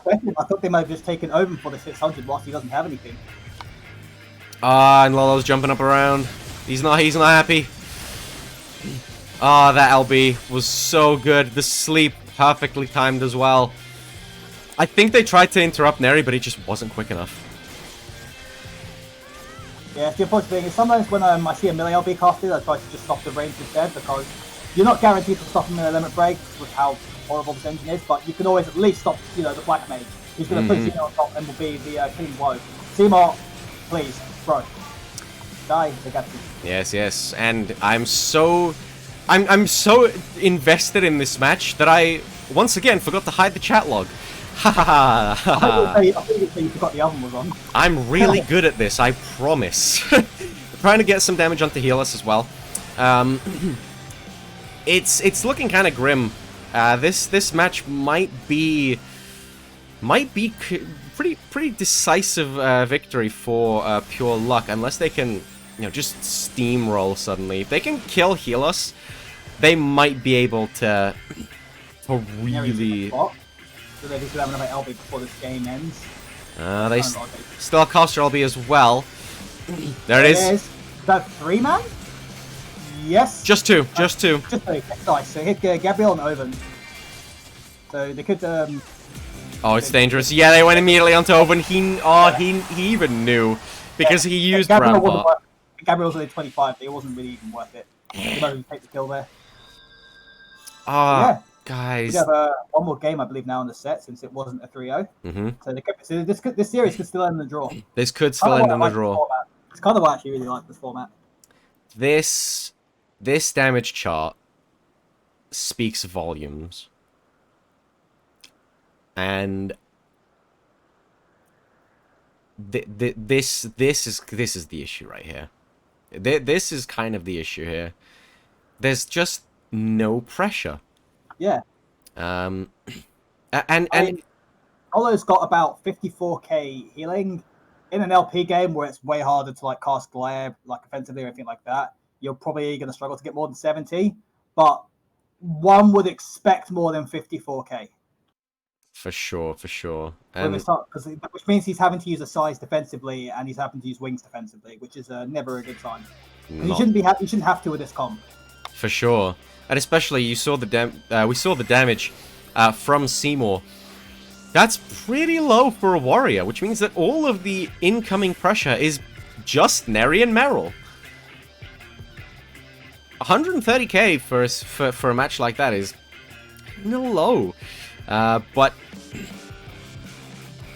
yeah, I mean, all Gabriel has to do really here is just throw Piercing Talon, also known as the first one. Honestly, yeah, you need to just. I think they're falling into the trap of trying to pay attention to too many things at once, and they forget to press buttons while they're retreating. Put a big circle over Mel's head and just hold W. And have silence every single... Oh, he's gone bard again. Oh, he's gone bard. And just silence every single dart. That's it. If you silence or every single dart and min Samurai Burst, you're fine. Ah, come on! Give us the bard! What are you doing? I agree. I want to see far more silences go out onto, onto Neri, onto Meryl for the dart burst, because silencing Milk is not resulting in kills. I think there's going to be a hard feint dart open here. I think there's a severe possibility of it. This is gonna be. Yeah, Neri is feeling so confident that he's. Well, I think they are trying to set this up. I think they are trying to set up a feint dart hard top or something. 100%. Lolo has switched to Astro as well. The arm's length is out. They go on to Size. Ooh! Oh, well held by Lolore and well anticipated by Size. Excellent use there. The lady came out just before the dart came. Yeah. Very good. Very good timing. It's just so obvious that it was going to come on someone that wasn't Gabriel. Giggity. And he's going to protect on him as well.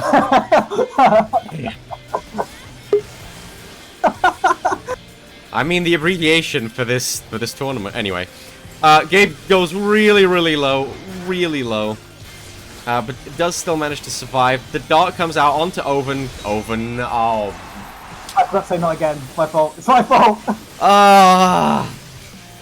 You hate to see it. You hate to see it. Zay telling Taylor to queue up. Also queue up Tato. Yes, queue up Tato. With the way that this match is going, they're still kind of okay. Both DPS on the side of Pure Luck would be... a kill onto them now would be an equalization. But it's so hard. Heal us really quick on the Protect. The dart coming out onto Gabe with the feint. Good night, sweet prince. That was exactly what they're going for this game. These big, inner chaos dart feint kills. And now with the medal distribution, once again, the way that it is, it's so hard.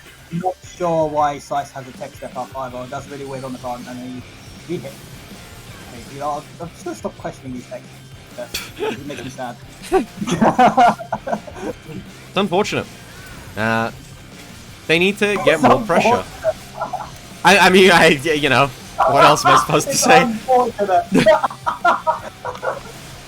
That's not like a fortune, that's bad usage. I am trying to be unbiased, okay? Neutral commentary here. That LB hits. My perspective, nice pass the LB Meryl. That LB hits literally no one. I've now blamed both teams because equilibrium has been restored. Once again, like we said earlier, this is all just elaborate bullying anyway. Yeah, also there's a War Start up in 550 gets it. Oh, there's an LB onto Lolo. Oh. There he goes. Who's a win condition here? Oh. Good. Gary? Gary? Gary? Yeah. Gemma?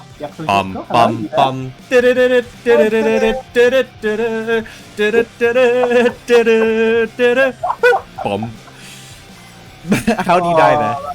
How do you die there? Not like duck. From literally the space of a second, going from the dancer being a win condition to we might actually have a sudden death game. Damn. I mean, if they do kill, they would need to kill, I think, Seymour to get back into the lead, or 2 more kills otherwise. So this is going to be pretty interesting. They should focus on Seymour. Try to force those LBs out. He's not using it. He's being very cautious with the home. I don't know what the home was actually for. I feel like it would have been better to maybe home this, maybe? Oh dear. Would have been better to maybe home this? Ooh. Covered by the tank LB nonetheless. I guess he'd plan Owen. Not again. Why? Okay, guys, stop. What is your infatuation with this horizontal wall? It's not good for you. It's a toxic relationship, guys. They're still just pressuring Seymour really hard. Now, the Rampart is going to be going very soon. Danger time. Danger time. The Protect does have to be used onto Seymour as long as Icarus play carefully. As long as they survive this dart. Unlucky. And it was so much damage. It was avoidable, I think. The recoup was available. Sleep was up as well. You hate to see it. They're going to Icarus. They're probably going to go to Gabriel, I guess. Because that's the only logical thing to do right now. Take everything's one, you take the other. But hey, to get the other one, you're going to have to hold W and push in for it. Yep. Now's a good time. Get the bot. The Gabriel, get the bots. Okay. Put them in the basket. Just get the adrenaline. Collecting adrenaline supplies. Collecting adrenaline supplies. Collecting adrenaline supplies. What? Boo! Boo! Boo! Collecting adrenaline supplies. Collecting adrenaline supplies. Somebody! Make sure. Oh my God! Oh no! Yeah. Seriously, Well, Phil's that's WTF fan. well, that's unlucky, huh? Phil's WTF fan. What even? Oh god. Oh god, we really are a meme as a region, honestly. Yeah, we deserve everything that comes our way. Yeah. Damn. See how much more. Oh man, this damage shot make me sad. Oh, good grief. Good grief indeed. Oh, what a way to end it. It's double boxes. I think he still would have had time for one more LB with double box. Oh, good grief. Deary. That was right. I think we have more fun than they did. Okay, well, that's it. That's all of the games for today. 3-1 to pure luck, and it was actually quite close up until the very end. There was a potential once Neri inexplicably died. There was potential, but I think they got too confident and Seiss just took it to the face, and that killed all pressure. The sub 200k damage as well in a 6-minute match, it's really quite low, and I think that if they committed more, maybe if they had more faith in Lolo to keep them up, to keep them going there, then they would have gotten so many more kills, because Gabe's damage that time exceeded Neri's. Not by a lot, but it matched and then exceeded it.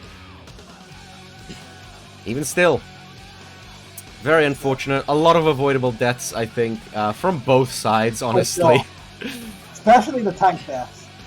Oh man, the tank deaths. But even still, this was an incredible game to commentate. This is to show everyone very, very well played. So,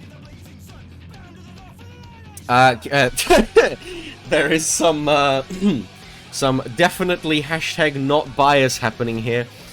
Sending all love to Icarus, especially to Lolo.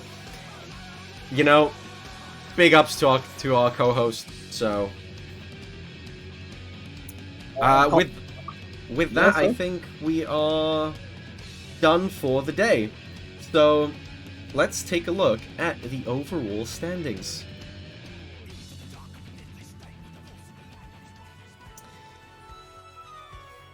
Very interesting here. Because it is the same. But bear in mind that it will be updated. Aftermath did get more victories here. Aftermath also got more victories. Pure Luck got a good, you know, clean-ish win. And of course, my team, the lads, did get some more points on the board. It's going to be a very, very heated tournament. So, of course, some teams will, of course, have a game in hand because I believe we are playing again this weekend. The schedule's still somewhat being finalised. There's still some teams being moved around. But of course, we're back to our usual extended schedule on Saturday, and then I think we've got another short day on Sunday, depending on how Merrill moves things. Yes. I think we should be... it should be Lolo will be hosting on Saturday because my team will be playing again, the lads, and I'm not going to make them play without me again. So I'll be participating that day. And like we said, if it does come down to a Sunday day as well, then I will be hosting that one again. Saturday, big. Lots of teams, very, very stacked. Make sure not to miss it. Saturday night games, they're always a treat. And obviously there are, of course, a lot of very, very strong matches, especially on Saturday. Like, these are pretty much all vet teams. I don't know if that's Trofasson, I guess? Trofasson? What? Yeah, that's Trofasson. I guess that's how you pronounce it. Definitely. It's really annoying because I can speak, read and write French, I just don't have the accent, so I really struggle to speak it. Really annoying. But yeah, they're a very old team, and a lot of them are original Chaos Cup organisers. So that's going to be really interesting. And obviously, Hypno Skrill, of course, with the Ninja Comp. We're going to have Icarus again. We're going to have Aftermath again. And of course, we're going to have a Phantom Packer, also a fairly strong team. It's going to be interesting. It's going to be... I mean, it's going to be more than interesting, and I can only hope that I don't troll as much as I did the last time I played. You hate to see it. Hopefully games will be good, and with that, I think we'll be finishing, probably. Yeah, so... if you need to go eat because you're starving, do so. Yeah. Flying Chaos. I'm gonna go eat. I'm starving. Make light pop tomorrow. Mandatory every stream. Every stream. Well, that. Thank you everybody for watching, for tuning in. It's been a blast. Certainly more than anything else. Big thank you to the organizers, Noah, Merrill, and everybody behind the scenes. Kiwi, Law, Laurie, my co-caster as well, Levine. Maybe we'll see Zane one of these days. And, of course, all of this for our dear friend, our dear friend Dane. Wishing him a speedy recovery. Hopefully he'll be back. This one's for you, mate. With that, I bid you the warmest of farewells. Ciao. Bye-bye.